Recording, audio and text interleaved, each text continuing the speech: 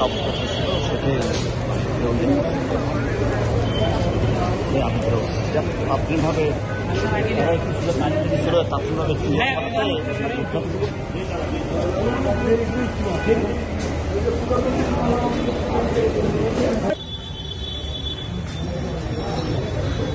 ফাঁকা মনে হয়।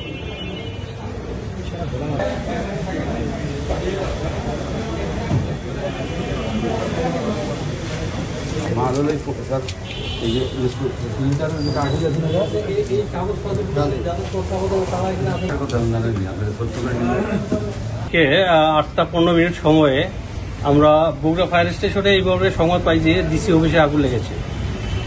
অগ্নিকাণ্ডের সংবাদ পাওয়ার সঙ্গে সঙ্গে আমরা বগুড়া ফায়ার স্টেশন থেকে 4টা ইউনিট আমরা ঘটনাস্থলে নিয়ে আসি এবং এসে আমরা দেখতে পাই যে ডিসি অফিসের নিচতলায় কিছু কার্টুন ছিল এবং পরিত্যক্ত কিছু কাগজপত্র ছিল।